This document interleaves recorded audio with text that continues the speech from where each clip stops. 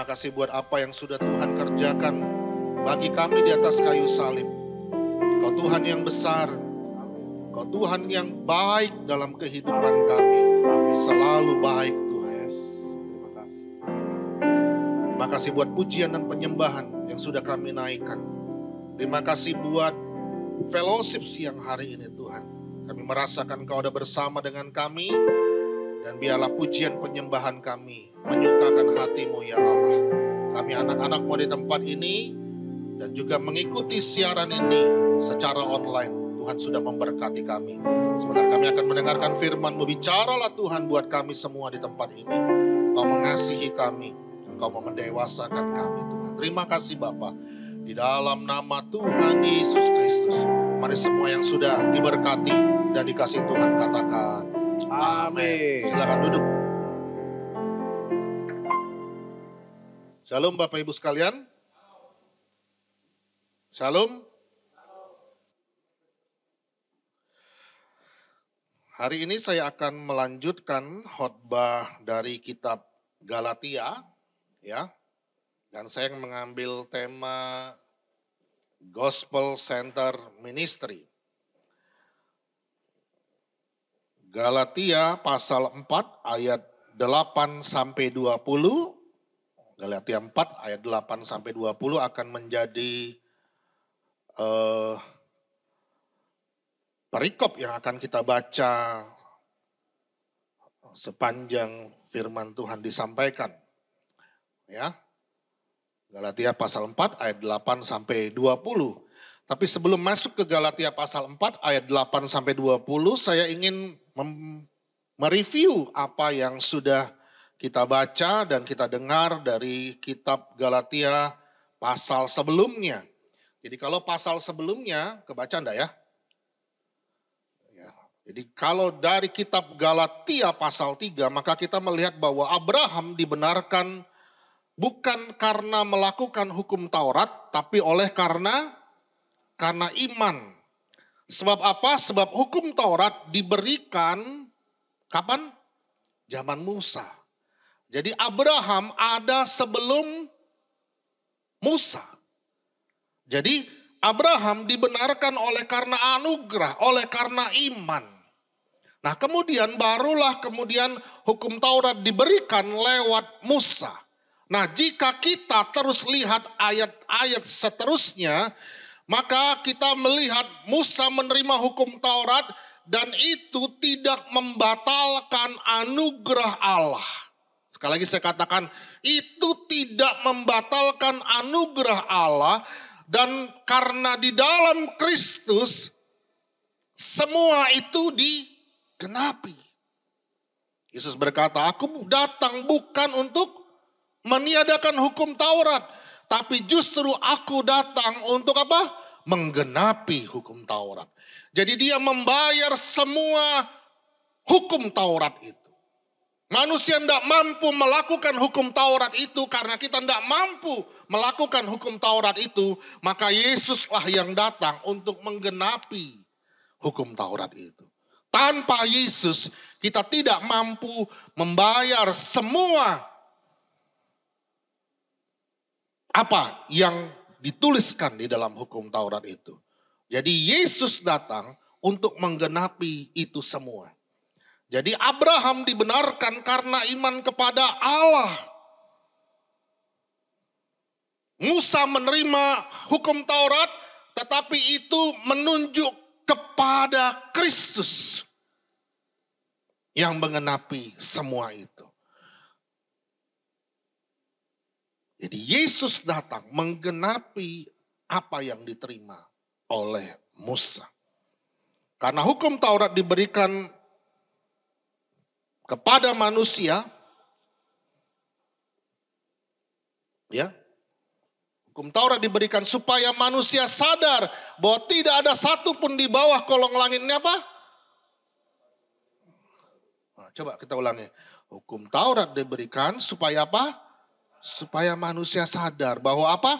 Bahwa tidak ada satu pun di bawah kolong langit ini yang dapat memenuhi hukum itu. Jadi ini semua ditulis di Galatia pasal 3. Jadi kan sebelum pasal 4 kan ada pasal 3. Ya. Nah, jadi pasal 4 itu adalah kelanjutan dari pasal 3. Jadi kalau kita mau baca firman Tuhan, kita sebetulnya harusnya baca berurut. Supaya apa? Supaya tahu isinya. Bisa enggak baca buku, langsung tahu isinya? Kalau kita lompat-lompat, bisa? Enggak bisa. Baca firman Tuhan, baca kitab suci, baca Alkitab juga seperti itu. Kita enggak bisa lompat-lompat. Enggak bisa comot firman Tuhan sini, situ, enggak bisa. Enggak bisa, kayak orang main cotang. Ya, comot sana, comot sini, enggak bisa. Untuk dapat konteksnya kita harus baca lengkap satu kitab. Jadi sebelum ke pasal 4 ada pasal 3. Nah, isi pasal 3 inilah. Jadi kita belum bisa ngomong pasal 4 kalau kita belum baca pasal 3. Terus tadi yang kita akan baca itu mulai ayat 8. Nah, sebelum ayat 8 ada ayat 1 sampai ayat 7. Apa yang ada di pasal 4 ayat 1 sampai 7? Saya rangkumkan seperti ini. Ayo kita baca sama-sama 1, 2, iya. Paulus mengingatkan jemaat di Galatia bahwa mereka dulu mereka adalah hamba, tetapi oleh karena Kristus yang diutus telah datang ke dalam dunia, sekarang mereka, jemaat Galatia adalah anak. Dulu mereka hamba, sekarang mereka anak. Jadi kalau kita baca ayat yang pertama, itu bicara tentang ahli waris, akhil balik. Jadi Yesus, waktu Yesus datang di ayat seterusnya ya, di ayat si pedagog itu, ya si yang mengasuh anak itu sebelumnya, ya hamba. Jadi kita dulu diasuh, kita dulu belum akil balik, tapi begitu begitu Yesus datang, kita tidak lagi disebut apa? Hamba, tapi disebut anak-anak yang berhak menerima waris dari bapaknya.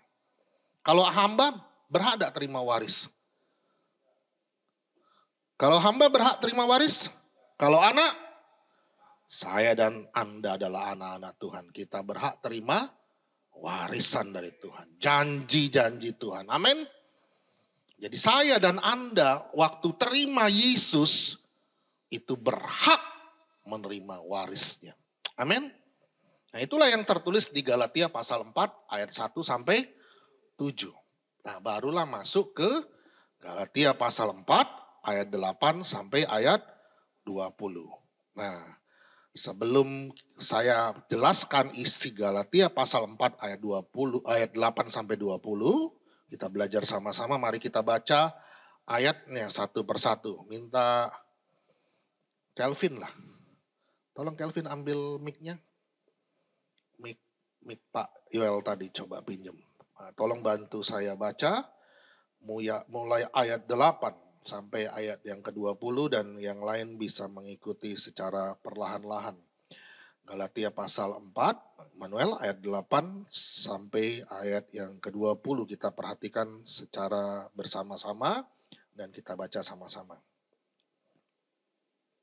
Galatia pasal 4 ayat 8 sampai ayat yang ke-20. Belum hidup mic-nya. Oke, silakan. Oke. Galatia pasal 4 ayat 8. Dahulu ketika kamu tidak mengenal Allah, kamu memperhambakan diri kepada Allah-Allah yang pada hakikatnya bukan Allah. Tetapi sekarang sesudah kamu mengenal Allah, atau lebih baik, sesudah kamu dikenal Allah, bagaimanakah kamu berbalik lagi kepada roh-roh dunia yang lemah dan miskin dan mau mulai memperhambakan diri lagi kepadanya? Kamu dengan teliti memelihara hari-hari tertentu, bulan-bulan, masa-masa yang tetap dan tahun-tahun.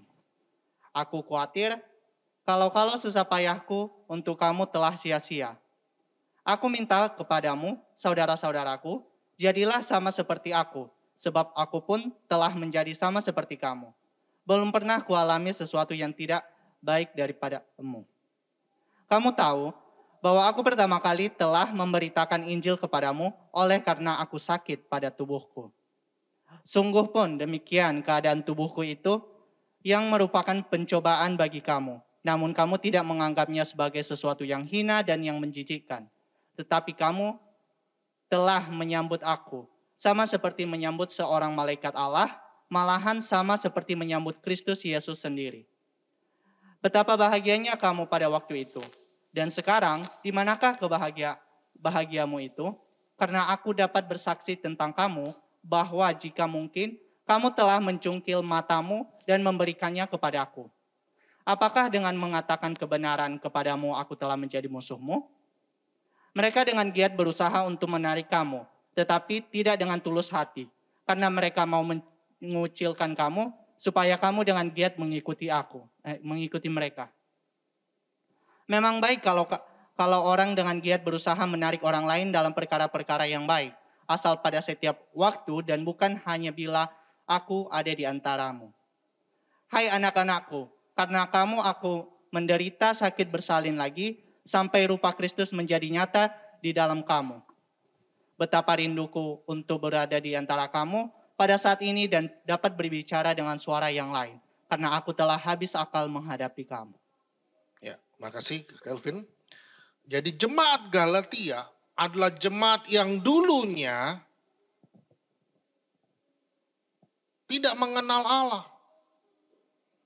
Kenapa tidak mengenal Allah? Mereka menyembah berhala-berhala. Lalu kemudian mereka mengusahakan keselamatan mereka dengan apa? Dengan perbuatan mereka, dengan perbuatan baik mereka. Lalu kemudian Paulus mengajarkan bahwa keselamatan itu oleh karena iman, oleh karena anugerah. Tapi kemudian datanglah orang-orang Yudaizer yang mengajarkan legalisme agamawi di dalam gereja. Sehingga mereka kembali lagi kepada legalisme agamawi. Nanti saya akan jelaskan. Jadi ayat 8 sampai ayat 20, kembali ke slide deh. Ayat 8 sampai ayat ke-20 itu menyatakan perbandingan yang sangat kontras. Ada dua hal. Yang pertama adalah keagamaan. Jadi ayat 8 sampai ayat 11 itu bicara tentang keagamaan. Dan yang kedua adalah pelayanan yang sejati atau pelayanan yang palsu. Ayat 12 sampai ayat yang ke-20. Jadi keagamaan, ya, agamawi,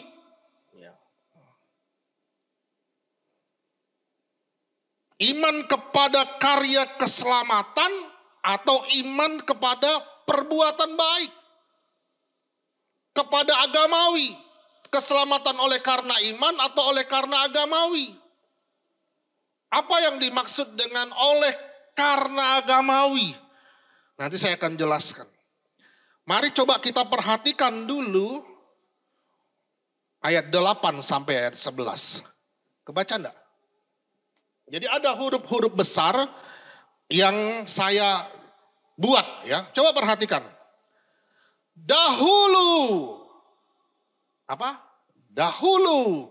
Ketika kamu tidak mengenal Allah. Jadi dahulu kamu tidak mengenal Allah. Kamu memperhambakan diri kepada apa? Allah. A-nya huruf kecil. Yang pada hakikatnya bukan dahulu itu. Katakan dahulu. Dahulu. Kalau belajar grammar itu past tense, gitu ya. Terus katanya apa? Wah, yes. Jadi saya bolehlah tentang International Grace Church. Dahulu gitu ya. Nah, sekarang tetapi sekarang present. Sekarang ini. Jadi dahulu aku, dahulu kamu, tetapi sekarang sesudah kamu mengenal Allah atau lebih baik, sesudah kamu dikenal Allah. Jadi Paulus hendak menggarisbawahi, lebih baik sesudah kamu dikenal Allah. Bukan kita yang mengenal Allah. Lebih dari itu, Allah mengenal pribadi kita satu persatu.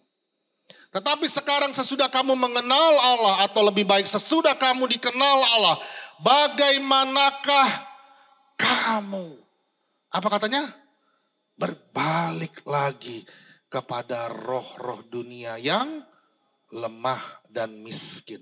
Dan mau mulai memperhambakan diri lagi kepadanya. Jadi Paulus ngomong, aku ndak habis pikir.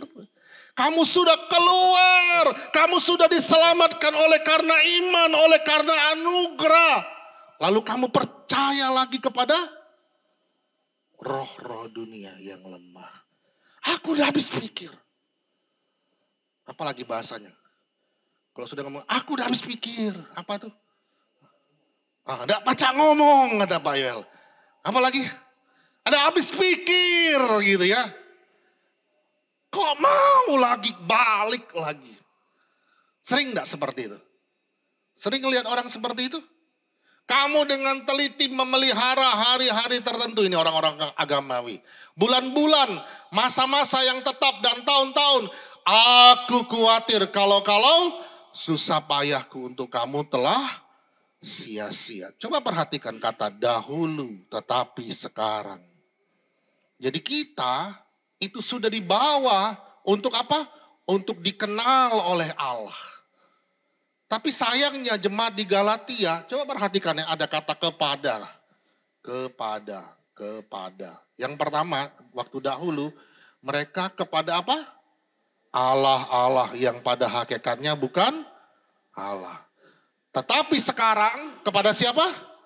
Kepada roh-roh dunia yang lemah dan miskin. Sama udah? Sama saja.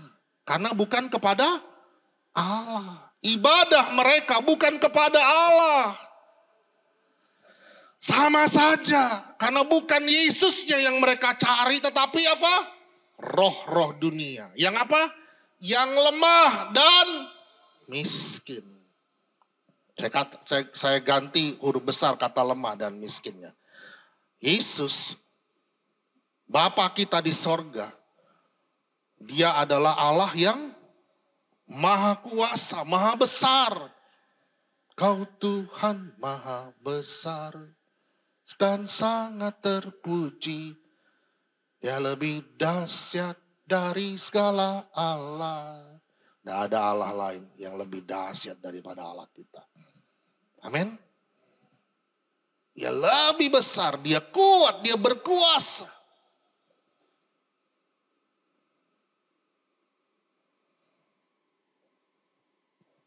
Kalau Allah Bapa di sorga, dia memberkati anak-anaknya.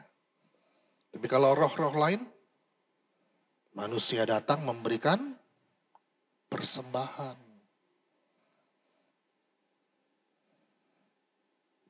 Jadi bukan kita menerima berkat, tapi kita datang memberikan persembahan. Dia miskin, makanya dia minta diberi persembahan. Dia terbatas, dia lemah dan miskin. Itulah roh-roh dunia yang disembah oleh jemaat Galatia waktu itu. Makanya Paulus bilang, dah habis pikir.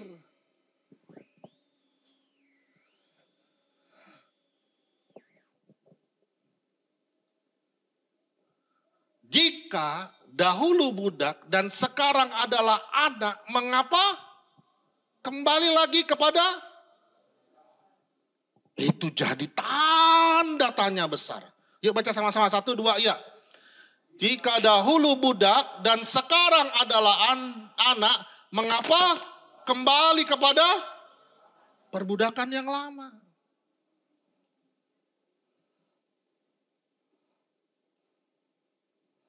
Itulah yang Paulus bilang, ndak habis pikir.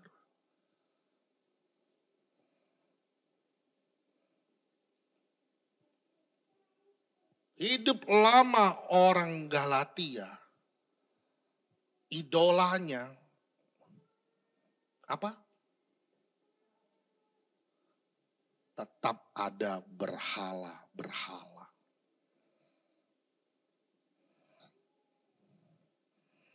Di dalam hatinya tetap ada berhala-berhala.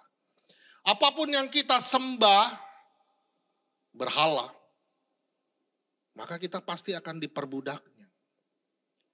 Saya tidak mengerti apakah perbudakan kita hari-hari ini. Saya berdoa ya di tempat ini maupun yang menyaksikan siaran ini secara langsung. Kita tidak lagi memperbudak diri kita karena kita sudah anak. Amin. Amin.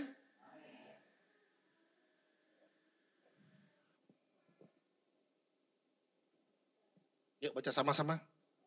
1, 2 ya. Judaizer membawa orang-orang Galatia kepada biblical legalism. Diperbudak oleh hukum Taurat untuk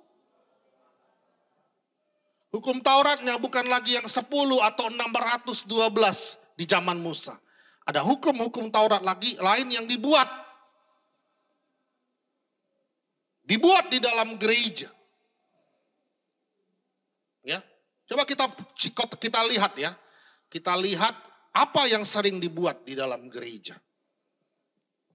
Gereja bukan bicara tentang bentuk bangunan atau organisasi. Gereja bicara tentang manusia yang sebagai baitnya Allah. Ayo kita perhatikan Lukas pasal 15. Lukas pasal 15 ayat 11 sampai ayat yang ke-32.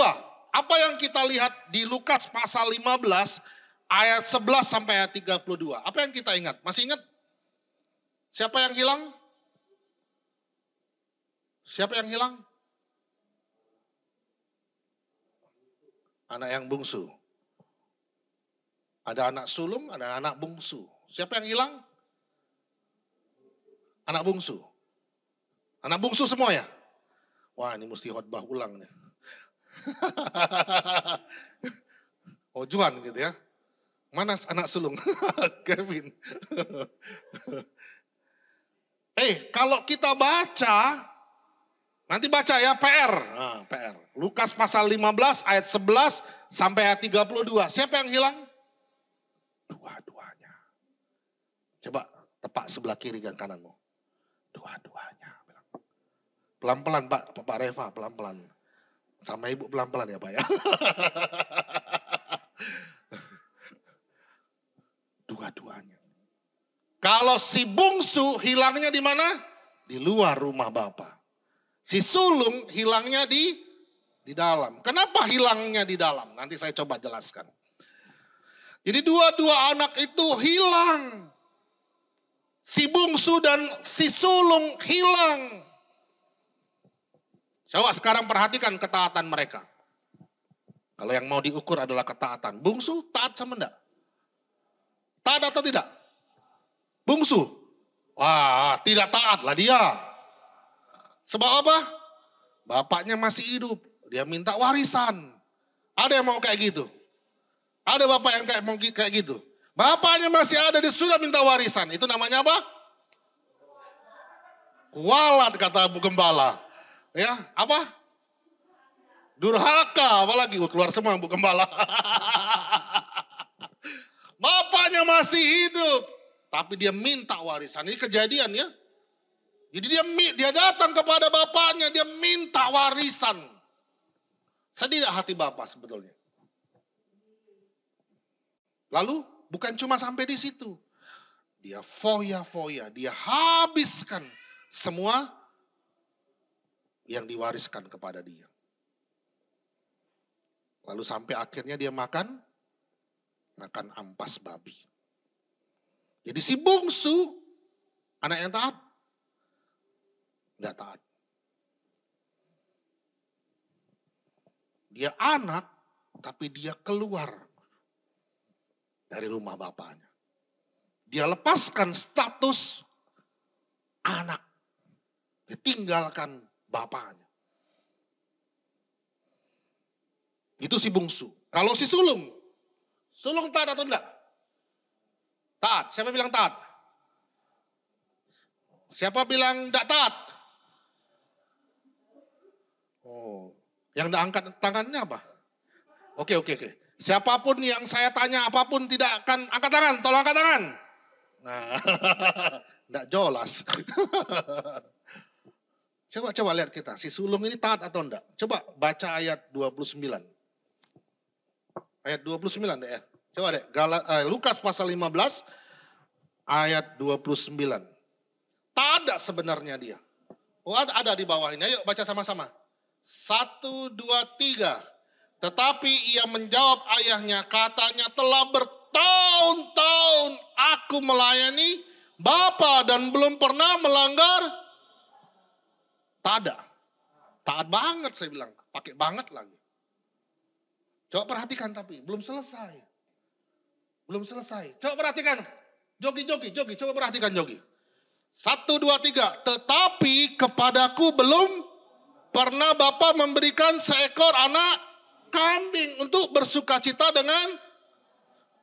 Tak ada dia. Tapi motivasinya kambing. Oh Tuhan. Saya waktu perhatikan ayat ini. Oh iya. Dia taat banget lagi. Tapi taat bangetnya bukan karena bapaknya. Tapi karena kambing. Motivasinya. Ada tidak kita di dalam rumah Bapa kita melayani Bapa yang mengasihi kita, motivasinya kambing? Ada? Hah? Mudah-mudahan tidak ada kata kata mama si Jogi, mudah-mudahan tidak ada.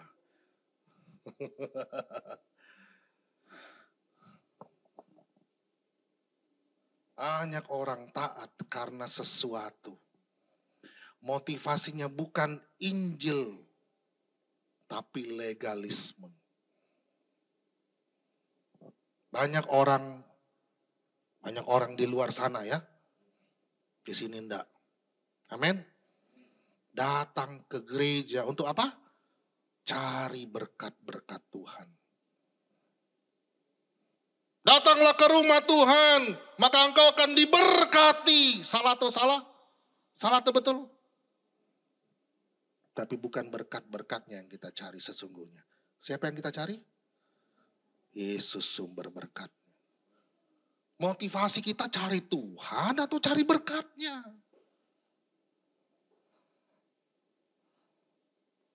Aduh, itu ada lagunya itu. Hitung berkatmu satu-satu. Hitung semua, janganlah lupa. Hitung semua. Kalau enggak ada, lagunya kecewa. Aku kecewa.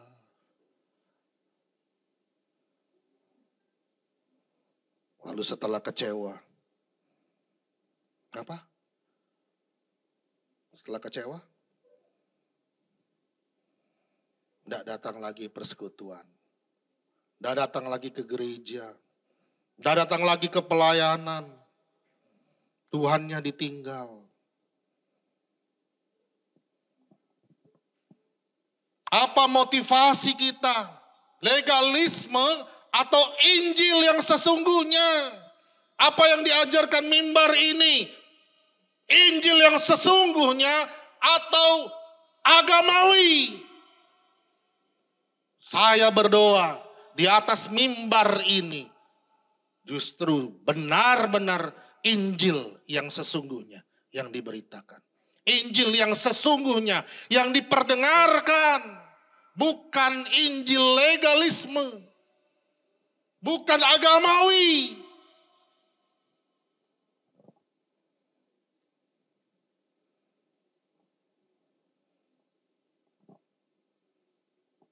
Yuk baca sama-sama. 1, 2, iya. Banyak orang-orang Kristen jadi apa? Jadi perampok dalam gereja. Karena apa? Yang mereka cari adalah berkat-berkat Allah, bukan Allah. Terus apa lagi? Lihatlah begitu berkatnya tidak dapat. Saya pasang gambar kayak gini. Terus apa? Kecewa. tidak lagi persekutuan, tidak lagi ibadah, tidak lagi pelayanan. Keluar dari gereja, keluar dari pelayanan. Kalau motivasimu adalah mencari sesuatu di dalam gereja, Tuhan ampuni. Datanglah ke rumah Tuhan. Datanglah melayani Tuhan dengan motivasi dan hati yang murni.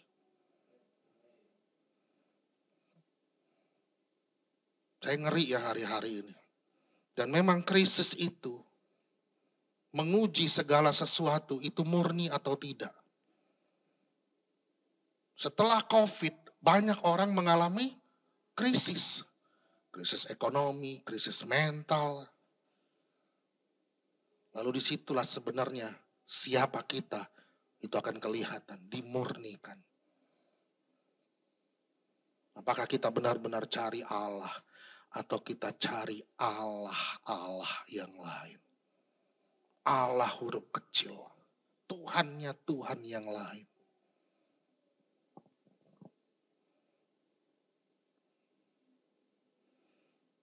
Waktu ada berkatnya dia mengucap syukur. Begitu tidak ada berkatnya. Hilang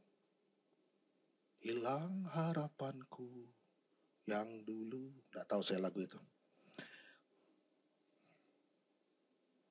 Saya lebih suka lagu anak sekolah minggu yang polos ya.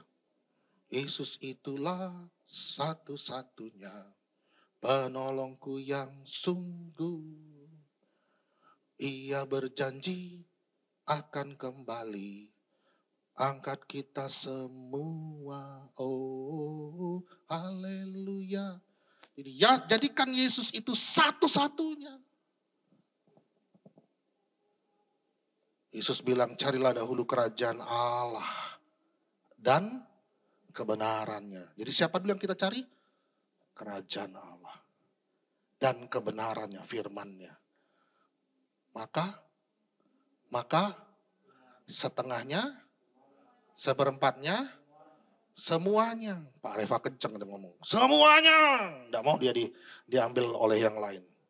Dia mau sendiri. Semuanya katanya. Semuanya untuk kita. Jadi utamakan Yesus. Yesus yang terutama di dalam hidupku. Yesus yang terutama di dalam hidupmu. Di dalam Dia tersembunyi segala hikmat dan pengetahuan. Dia jauh melebihi segalanya. Tahu lagu itu? Saya rindu kita menjadikan Tuhan menjadi segala-galanya. Tuhan satu-satunya dalam kehidupan kita. Motivasi kita hanya Yesus saja. Engkau lebih dulu melayani kepadaku. Jadi kenapa kita melayani di atas ini? Bukan karena kita pintar nyanyi. Bukan kita pintar main musik. Bukan. Tapi karena Yesus yang lebih dahulu melayani kita. Itu motivasi kita. Amin. Amin.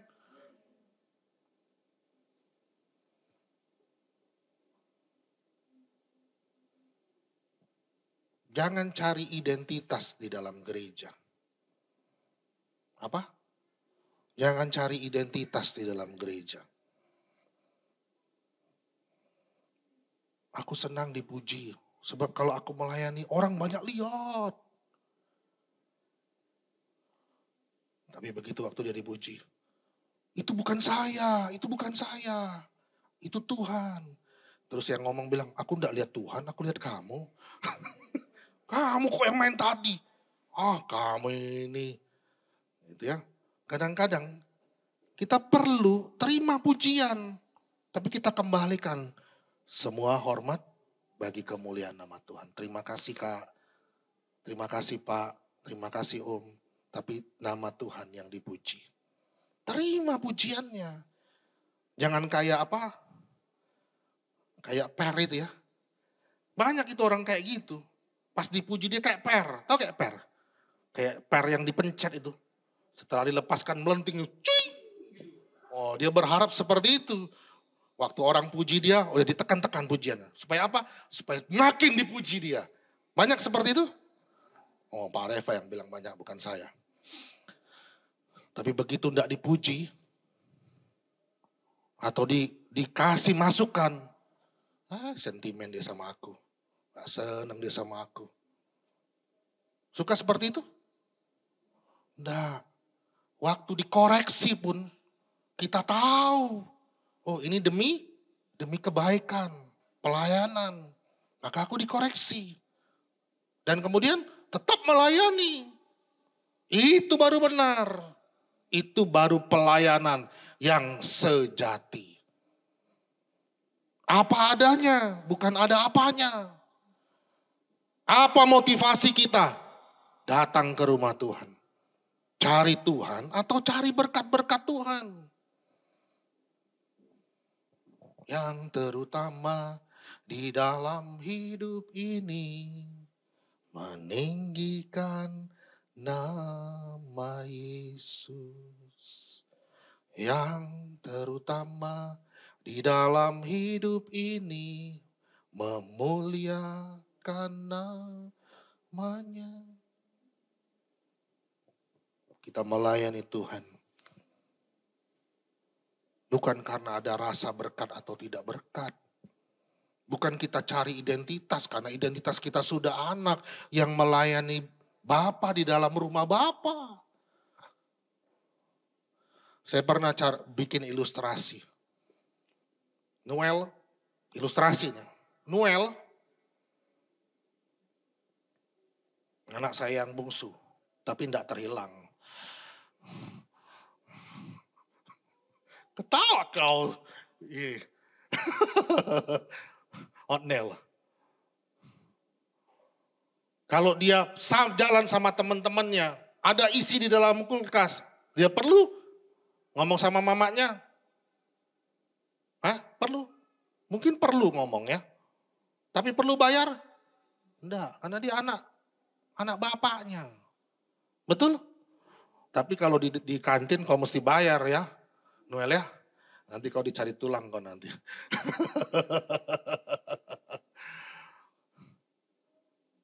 Betul? Itulah anak. Beda. Dan kita sudah diangkat menjadi anak. Masa kita mau jadi hamba lagi? Kita nih anak loh, ngelayani di rumah Bapa. Terus kok kita cari lagi yang lain? Saya rindu kita datang ke rumah Tuhan. Setnya seperti ini, yuk. 1, 2, 3. Mari set hati kita bahwa aku cari Yesus, bukan cari yang lain. Aku setia, aku taat karena aku cari Yesus, bukan cari yang lain. Aku melayani karena Yesus sudah menemukan aku, bukan karena motivasi yang lain. Itu isi kitab Galatia pasal 4. Paulus tidak mau jemaat di Galatia kembali. Sama aja kan? Yang 1 dengan 2 sama enggak? Sama saja. Enggak ada bedanya. Kalau kita punya hidup yang baru, idolsnya Yesus satu-satunya. Satu-satunya yang ku andalkan. Bukan andal yang lain. Yesus yang diandalkan.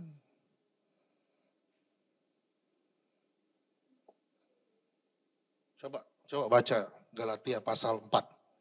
Saya mau selesai di sini. Yuk baca sama-sama. 1, 2, iya. Mereka dengan giat berusaha untuk menarik kamu, tetapi tidak karena mereka mau mengucilkan kamu. Supaya apa? Supaya kamu dengan giat mengikuti mereka. Memang baik kalau orang dengan giat berusaha menarik orang lain dalam perkara-perkara yang baik. Asal pada setiap waktu dan bukan Hanya bila aku ada di antara kamu. Jadi orang-orang Yudaiser tulus hati enggak? Tidak dengan tulus hati.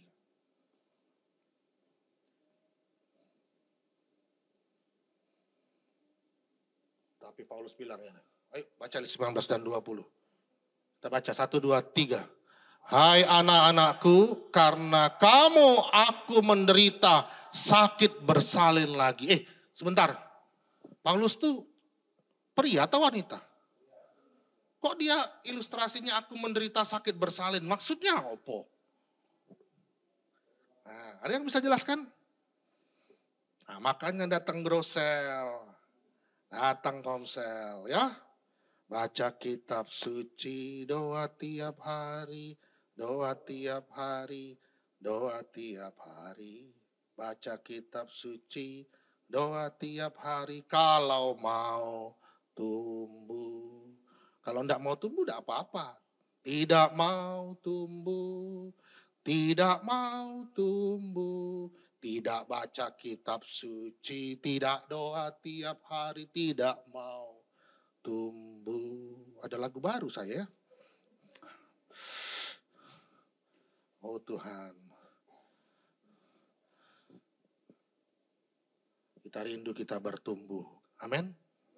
Kita rindu kita makin mengenal pribadi Allah yang benar-benar mengasihi kita. Supaya kita tidak dipengaruhi oleh Yudaiser. Seperti apa? Jemaat Galatia. Paulus bilang apa? Ayo baca sama-sama. 1, 2, iya. Betapa rinduku untuk berada di antara kamu pada saat ini. Dan dapat berbicara dengan suara yang lain. Karena aku telah habis akal menghadapi kamu.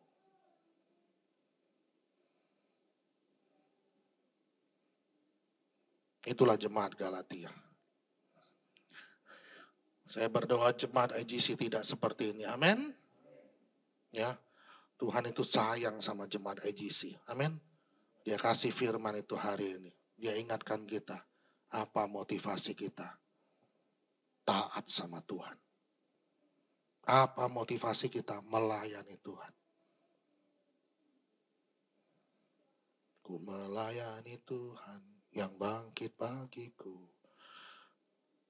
Tahu dia hidup. Jadi kita melayani dia karena kita tahu dia bangkit, dia hidup. Itu saja. Beberapa hari yang lalu ada yang tanya ke saya. Kenapa gereja itu, gereja di tempat pastor persembahannya enggak ada? Ada saya bilang persembahannya. Iya tapi cuma di kota itu. Biasanya kan apa? Di durung-durung ya. Apa itu di durung-durung itu? Dijalankan. Apa di durung-durung tujuan? Enggak tahu. Kau ini. Nanti tanya mamamu ya. Dijalankan. Saya bilang memang ada di firman Tuhan harus dijalankan. Ada ayatnya. Nah itu ya, ngada-ngada kan. Itu agamawi itu. Bikin-bikin itu. Saya bilang, kita memberi. Karena apa? Karena kita tahu dari hati kita bahwa kita sudah diberkati. Amin. Orang yang tidak merasa sudah diberkati, tidak akan mampu kasih persembahan di situ. Tapi karena kita sudah diberkati, berapapun ya, janda yang miskin tuh, Tuhan tidak lihat berapa besarnya loh. Tapi dia memberi dengan hati bahwa aku sudah diberkati.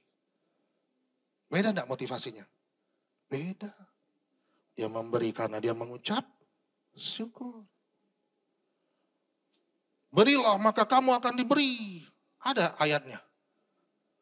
Indah ayatnya mintalah maka kamu akan mendapatkan. Ketuklah maka pintu akan bukan berilah maka kamu akan diberi.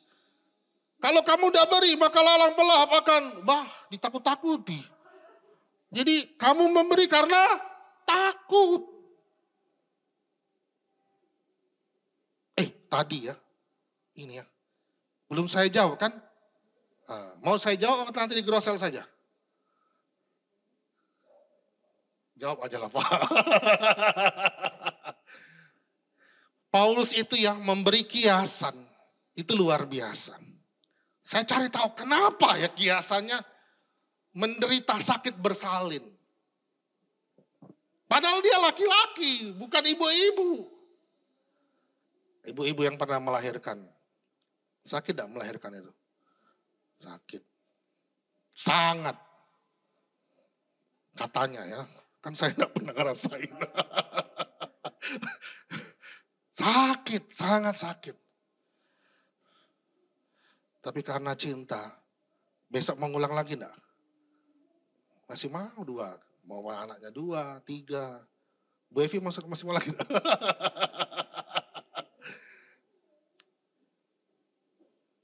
Waktu sang ibu melahirkan, dia memisahkan diri anaknya dengan dia.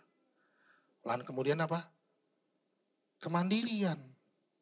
Anak itu akan menjadi anak yang mandiri. Makin hari makin mandiri, makin hari makin dewasa. Jadi Paulus hendak ngomong apa? Tentang kemandirian, kedewasaan, tanggung jawab. Anak itu semakin hari semakin besar, semakin mandiri, semakin dewasa, semakin bertanggung jawab. Jadi waktu dia dilepaskan dari kandungan ibunya, itu makanya Paulus. Karena aku menderita sakit bersalin. Makanya tidak gampang jadi gembala itu. Karena dia harus lewati ini. Walaupun dia laki-laki. Ngerti? Dia rindu jemaatnya itu benar-benar mandiri. Bertanggung jawab dengan hidupnya. Dewasa. Makanya dia harus kasih makanan-makanan yang berkualitas, Injil yang sejati. Setiap kali baca firman Tuhan, Tuhan tolong saya tidak ngerti apa-apa. Biarlah Roh Kudus yang memberi pengertian.